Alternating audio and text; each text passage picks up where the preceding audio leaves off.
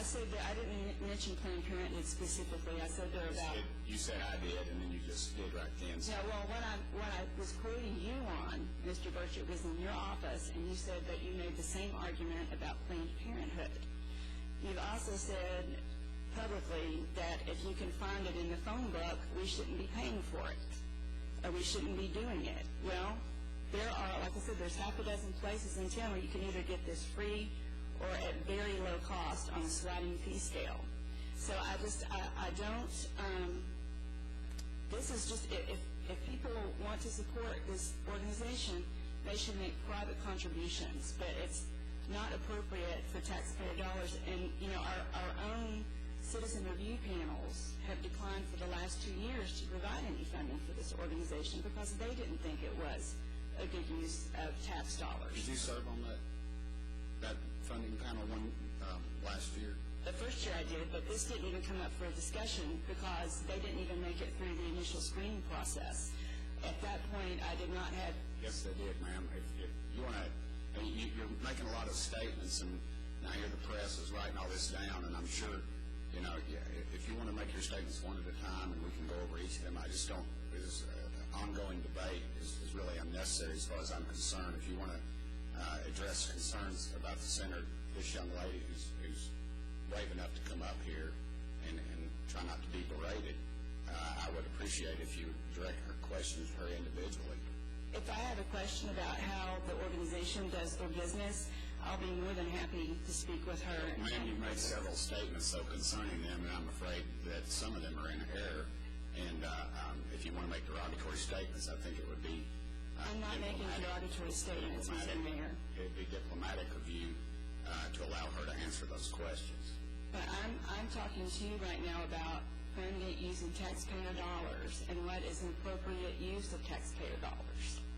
And I have quoted 2 statements that you've made that I think relate to this. We just had a conversation in the other room about spending taxpayer dollars needlessly, where we are duplicating services that we're already paying for. We don't do the testing for the hepatitis or the herpes culture and the, what was the other one? Hepatitis B and C, apparently, according to the memo. In herpes testing, you can get in a lot of places around Montana. The other issue... But you make these statements, and unfortunately, I think you need to back them up with facts. I mean, it's easy to make these statements. If you want to ask the lady a question, but Mr. Chairman, I would hope that we could keep the discussion relevant to what we're talking about, and I just don't think the attacks are necessary. Mr. Mayor, I'm really sorry. I don't feel like I'm attacking anyone or making derogatory statements. I don't have questions about how the organization is run. What I have a question about is how we're spending our tax dollars. And if this is a... Ma'am, you said they bullied people. I believe if you want to quote me, I'll quote you. You said they bullied people. I believe that could be termed as a derogatory statement. That's your opinion. And well, it's not my opinion. This is what has been reported to me from the young girls that I've worked with over the years. And as you said, I'm sorry, I didn't hear what you said. You said been reported to you by who? By young girls that I've worked with over the years who have come to me because of treatment that they've received at this organization. They felt like they had been pressured and harassed and bullied. And this is not just one young woman who has brought this to me. And again, the bottom line also should be, this is not what we approved when we approved the budget. This is absolutely not what we approved. It's been tremendously expanded since then. Folks, I believe that we have made our points. If we could, I think we're ready to proceed to a vote, but I want to get these other lights. Do you have anything else, Commissioner Broyles?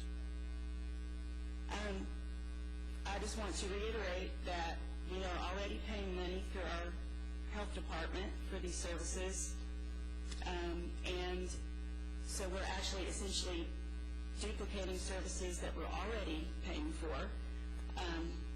We have talked already this morning about spending money needlessly, and this contract that is before us today is not the same thing That was before us when we approved it as part of the budget 2 months ago. So those are my concerns and points there. Mr. Anderson. I wanted to stay out of this because I just didn't want to get very negative. But there's a few organizations on here, Amy, that we're giving money to that do things that I don't agree with, and us giving money to them frees up money to do those things that I don't want to do. But they are in the phone book. They are things that the county is helping underprivileged people do. And these two organizations have, if you put a political slant on them, they're totally opposite. But I'm not going to sit here and vote against something because of a few things it does that I just totally disagree with to hamper the ability for a lady to get prenatal care. I'm not going to do that. And so sometimes the good outweighs the negative a little bit, and you just got to swallow your pride and vote for it. And that's what I'm going to do when I vote for this, because there's an organization here that I don't agree with. I don't think we should send them a nickel. But we are, because they provide prenatal care to women that otherwise couldn't afford it. But it's in the yellow pages. And so I think it's, when you talk about being against something or for something, sometimes the positive outweighs the negative, and you just got to do what's best for the overall community and not your political views. And I think that's what we have to do here. Commissioner Norman. Thank you, Mr. Chairman. First of all, I'd like to acknowledge Ms. Broyles. Seconded it. So the current motion on the floor is to delay all contracts